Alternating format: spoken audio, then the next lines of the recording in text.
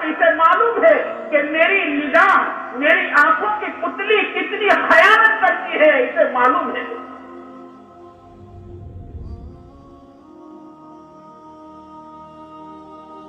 اسے معلوم ہے کہ میرے ماں باپ کے ساتھ میرا کیسا سلوک ہے، اسے معلوم ہے۔ لیکن کیونکہ ہمارے معاشرے میں اس کو گناہ سمجھا ہی نہیں جاتا ہے۔ ماں باپ کے دل کو دکھانا، ماں باپ کو ستانا، نگاہوں پر کنٹرول نہیں رکھنا، زبان پر کنٹرول نہیں رکھنا، اس کو گناہ سمجھتے ہیں، یہ گناہ ہے۔ حالانکہ اللہ کے پیارے حبیب سے پوچھا آپ کو اپنی امت کے بارے میں سب سے زیادہ ڈر کا زبان تھا کہ اسی کی پوچھا نا کہ آدمی کو جہنم میں لے جانے والی چیز کا دو ہے، ایک زبان اور ایک شرمگاہ۔ اسے بزرگوں نے لکھا ہے پہلے تولو پھر بولو۔ بولنے سے پہلے تولو میں کیا بولتا ہوں؟ بولنا چاندی ہے، چپ رہنا سونا ہے، یہ سننا ہے، پہلے تولو۔ آدمی عمل کرتے کرتے کرتے کرتے جنت کے دروازے تک پہنچ گیا، اتنی محنت کر ڈالی اس نے کہ جنت کے دروازے پر پہنچ گیا، لیکن ایک جملہ زبان سے ایسا نکالا، ایک جملہ، زیادہ نہیں، ایک جملہ زبان سے ایسا نکالا کہ جس نے اللہ کو اتنا ناراض کر دیا کہ اس کو جنت کے دروازے سے ہٹا دیا جاتا، جہنم کے تہہ میں ڈال دیا جاتا، اور اتنا تہہ میں ڈال دیا جاتا جتنا مشرق سے مغرب یا پھر جتنا زمین سے آسمان 500 سال کی مسافت ہے۔ ایک جملہ آدمی اس کو گناہ نہیں سن سکتا۔ شراب پینا گناہ ہے، جگار کھیلنا گناہ ہے، جنا بے شک گناہ ہے، اب اس کو آدمی گناہ نہیں سمجھتا کہ زبان کو کینچی کی طرح استعمال کرنا۔ کسی مسلمان کا دل ٹوٹ رہا ہے، اسے فرمایا کہ کسی مسلمان کے دل کو توڑ دینا کعبۃ اللہ کو گرانے سے زیادہ بدتر ہے۔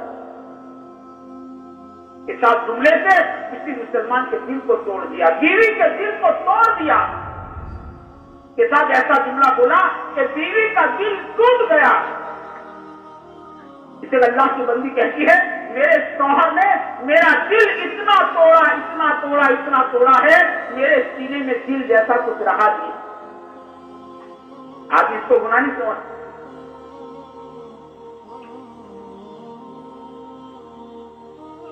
ڈاکٹر سہیل رحمۃ اللہ علیہ جو حضرت مولانا ثانی رحمۃ اللہ علیہ کے خلیفہ آخر میں ان کا انتقال ہوا پڑوس میں،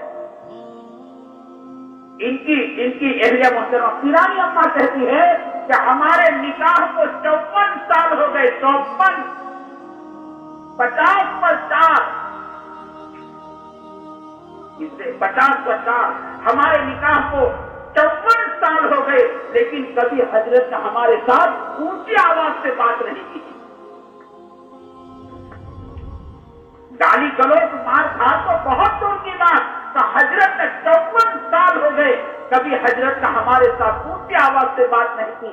آگے پیرانی اماں فرماتی ہے ہم نے ہماری سعادت سمجھ کر، ہم نے ہماری خوش نصیبی سمجھ کر حضرت کی خدمت کی ہے، 54 سال ہو گئے، حضرت نے کبھی ہمارے پاس پانی کا گلاس نہیں مانگا۔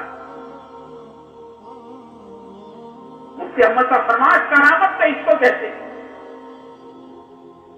یہ کرامت آدمی اپنی زندگی پر کنٹرول کرے۔ رمضان کا مہینہ اللہ نے کیوں دیا ہے کہ اپنی زندگی پر کنٹرول کرو، ہر عضو پر، اس لیے جیسے روزے میں کہا نا کہ بدن کے ہر عضو کا روزہ ہے، کتب علیکم الصیام، اس کے معنی مفسرین حضرات فرماتے ہیں بدن کے ہر عضو کا روزہ ہے۔ رک جاؤ، اپنی آنکھوں کو روک لو، اس سے اللہ کی منع کردہ چیزوں کو مت دیکھو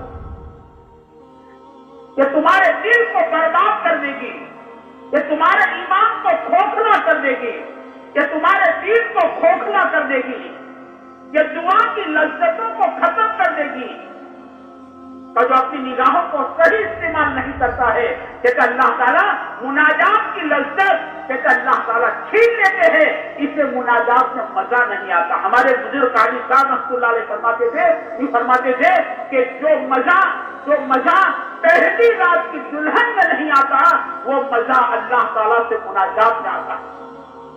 مناجات یہ راتیں اسی لیے تھی، اسی لیے ہے مناجات۔ ہر تمنا دل سے رخصت ہو گئی، اب تو آجا، اب تو خلوت ہو گئی، یہ مبارک راتیں اسی لیے ہے مناجات۔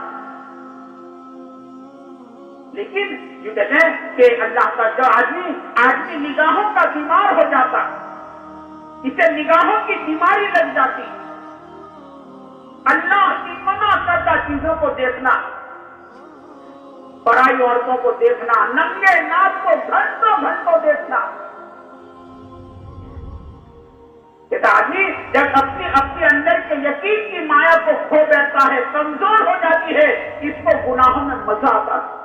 حالانکہ گناہ مزہ کی چیز نہیں ہے، گناہ تو کڑوا، گناہ مزہ کی چیز نہیں ہے، لیکن اندر کی مایا جب کمزور ہو جاتی ہے، اس کو گناہ میں مزہ آتا ہے، اسے گندا دیکھنے مزہ آتا ہے، اسے گھنٹوں گھنٹوں مزہ آتا ہے۔ یہ نہیں سوچتا ہے اگر اسی حالت میں میری روح بند ہو گئی تو میرا انجام کیا ہوگا۔ کہ اللہ نے آنکھیں اسی لیے دی تھی، یہ آنکھیں تو اسی لیے دی تھی اپنے ماں باپ کو محبت کی نگاہ سے دیکھ، یہ آنکھیں اسی لیے دی تھی کسی اندھے کو ہاتھ پکڑ کر اس کو ذرا سہارا دے دے، اس کو چلا لے۔ یہ فرمایا کہ کسی اندھے کا ہاتھ پکڑ کر 40 قدم چلا لے، اللہ تعالیٰ تیرے 40 کبیرہ گناہ معاف کر دے۔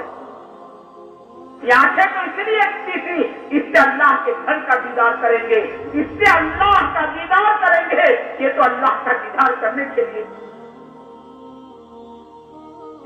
اس اللہ کا قرآن کریم میں کہ ہم تمہاری نگاہوں کی خیانت سے واقف ہیں، نگاہ اور دل دو کو قرآن کریم نے ساتھ میں بیان کیا ہے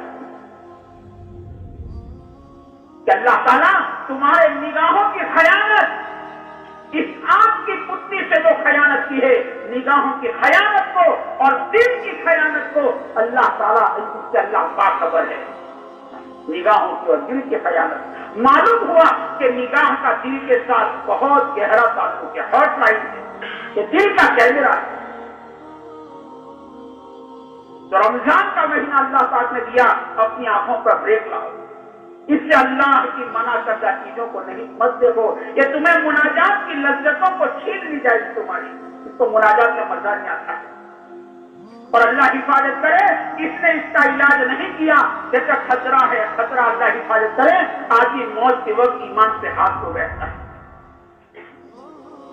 اپنی نگاہوں کو، اللہ پاک نے حکم دیا اپنی نگاہوں کو نیچی کرو، اس کی مشق کی جائے۔